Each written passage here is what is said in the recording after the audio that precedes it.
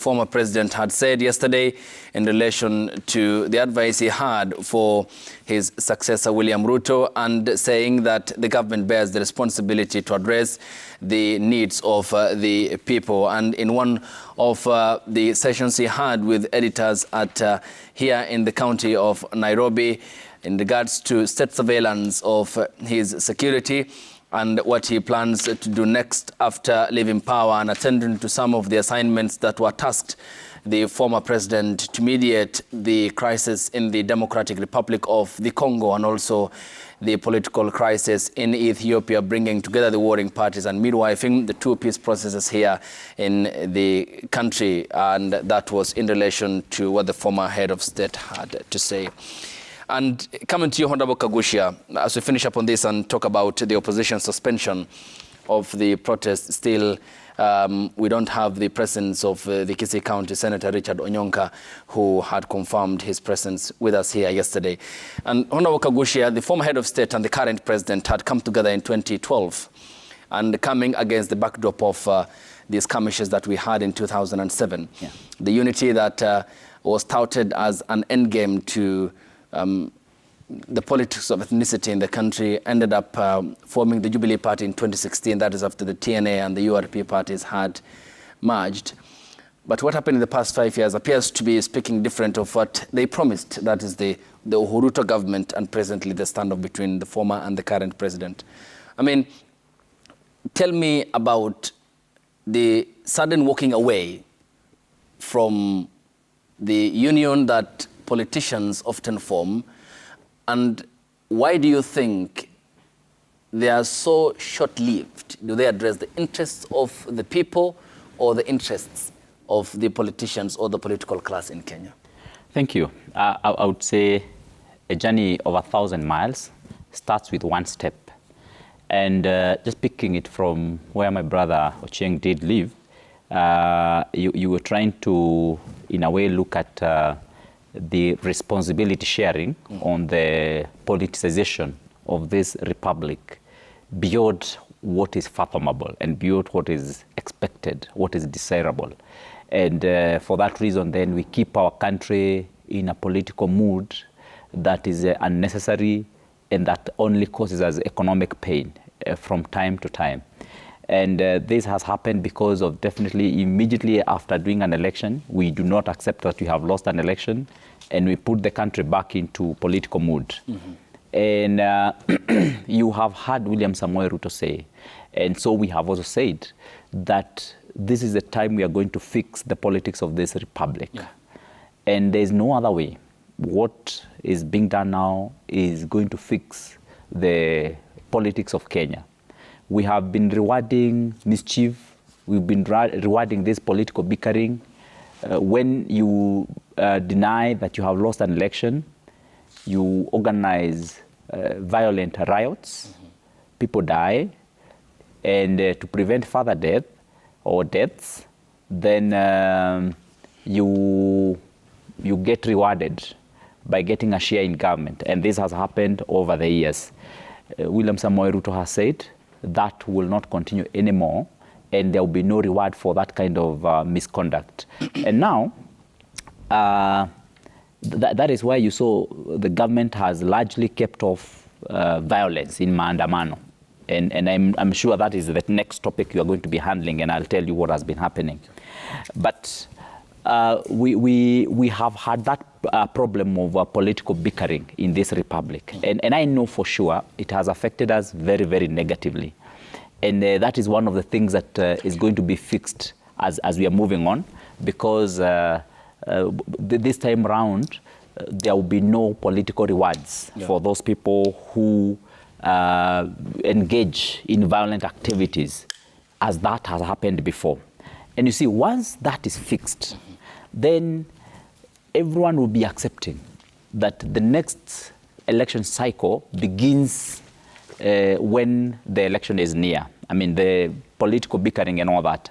And for that reason, Kenyans are also going to be freed from the challenges that they have been facing so far. You have heard of investors also developing cold feet because sometimes we seem to have a higher political risk in this country than some of the other countries. And that has been caused by that denial of loss in elections. Is it majorly denial of loss in elections, or investors also fear about the cost of production in the country? For example, power and also the taxation regime. Are they not factors? Those are issues that are also important to look at. And the cost of power has not been cheap in Kenya, neither has it been cheap in other neighboring countries.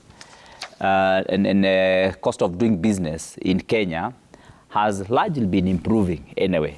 Then what informs investors' flight who are taking away their money from the Kenyan market to, for example, in Ethiopia and Rwanda? Well, sometimes what has been alleged is the issue of political risk. That is one of the things. And corruption? Definitely. Corruption has been a big issue. It's a big problem. And really, it's something that we must also fix. And I can tell you from where I sit in the National Assembly, it's one thing that we must address and address very seriously. And this one, we cannot hide our heads in the sand. We must, for example, put cabinet secretaries to task, especially once we have given them money to use.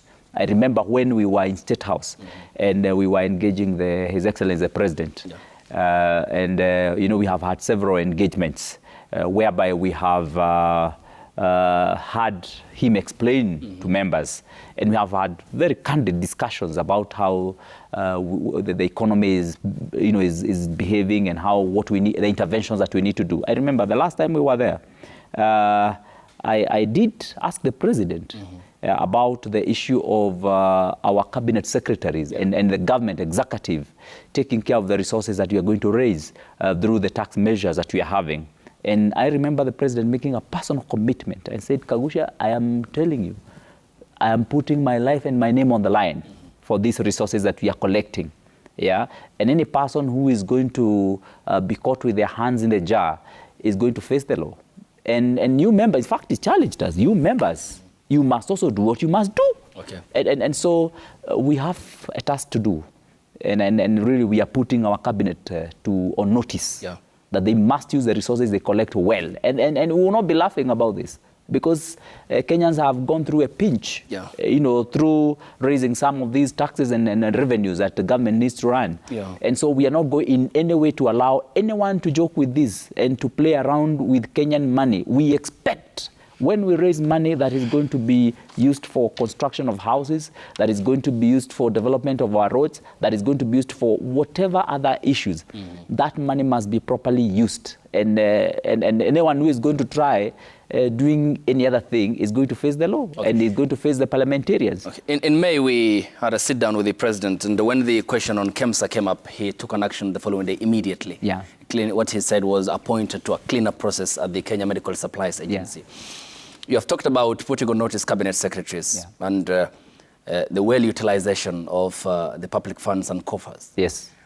However, to mention this, there's a court order which stopped the Ministry of Trade and the Kenya National Trading Corporation by extension to stop it from selling edible oil that was imported in the country under the Ministry of Trade. And there were a lot of inconsistencies from the onset, that is the procurement process, to award close associates of the trade CS Moses Kuria and by extension the president. Yet there are many companies who had applied for the tender. They were locked out, and in some instances, owners of the same companies were awarded twice or thrice in the documents in our possession. And I mean, this clearly points to favoritism in government. You have talked about the need for inclusion, and what you said was to have all Kenyans on board. Yet your deputy is also on record for describing Kenya as a shareholding company. The Constitution establishes Kenya as a secular state where all sovereign power belongs to the people of Kenya who have accorded you the mandate. Is this an issue as a member of parliament you would like to follow up, to take accountability and see whether the money of the Kenyan people was properly utilized? You know, the issue of edible oils really is an issue that has a lot of half-truths. And I suppose even the media in this case are also not very clean on it. Okay. And I mean, no one really seems to want to tell us really where the issue is. But I can tell you from where I stand and have done a bit of research on this. There is an issue of the people who have been trading in the edible oils in the past. And by and large, they have also been fleecing Kenyans to a great extent. And there is also now there's an introduction of new measures to import these through the KNTC. And of course, to some extent also removing some of the taxes that were levied, hence bringing down the cost of edible oils in the country. And there are some people who directly lose flat on this. And from my understanding, they have not been very happy about this. And a lot of push and pull that you're also seeing is some of those people who are resisting change. And because clearly there are people who have established their business in this arena for the last many years. And interestingly, the people who have been doing these huge businesses are just the same people. You saw the KEMSA business as well. You know, sometimes I know government also shies off when it's also twisted by the international community. But if you also look at that issue of KEMSA, you'll also see a situation where the people who are also pushing and pulling too hard, sometimes even through those international organizations, are people who have been doing that business and they fear interruption and disruption. There's a Chinese firm, for example, that has been providing those nets, the KEMSA nets that were being provided. And this time around, they feared they could lose out on this tender. And indeed, they had lost. And other new farms had been brought on board. Okay. And some of the quotas were very quick to point that they belong to. But the truth of the matter is, the farms were going to provide these at even more affordable prices. But now... But then again, Honorable Kaguchia, why would then the... you have said half-truths about this. We'll come to the edible oil. But why would the PS be fired on the issue of KEMSA? Yeah, you see, let me first of all start with the end. Yeah. The end is the Chinese farms that have been providing these nets ended up providing the nets. They still were given that tender. And I don't know whether we were better off Chinese processing this, was it a 3 billion tender, or Kenyans processing the same. You get. And if a Kenyan farm did actually provide those nets, so long as they are quality, so long as they are provided with the right pricing and all that, that ought to have been okay. And someone seated somewhere out of this country saw what was happening, and they said, if you don't go this direction, we are going to withdraw we are going to withdraw these funds. Okay, not the direction, say corruption. I mean, it pointed to loss. I hope you also understand. I hope you also understand that these corrupt practices are not only confined in Kenyan systems. I hope you also understand that the systems, these global systems, also sometimes also do have interests in this, because at the end of the day, Ayub, it is business, and someone will provide the service. But who is that? Who takes home the profit? Are you getting from this? And in this case, the fight that was happening was really between Kenyan farms and some international Chinese farms. Are you getting? And really what was happening is that the Chinese farm was at the verge of losing. Okay. Now, I do not want to justify anything, but I also want to say we also need to be very keen and also be very careful so that we do not think that which comes from the international systems is which is good as opposed to what is Kenyan. Okay. And also the international systems are also very quick to make our people collide. Are you getting? Okay. Especially where they are the ones who gain at the end of the day. Yes. So I know a little bit of the politics around that net issue. Yeah. And why I know it also because, luckily, I also do happen. I have a bit of connection with Geneva. So sometimes I get to understand 1 or 2, 3 things. Okay, thank you. You know, in one of my lives, I've also done international relations and diplomacy. I have a lot of interest in that. So I would normally get a bit of information. And I know know some of the politics that played around there. Okay. And eventually, Kenyan farms were put aside as international farms won the tender. Thank you. And the full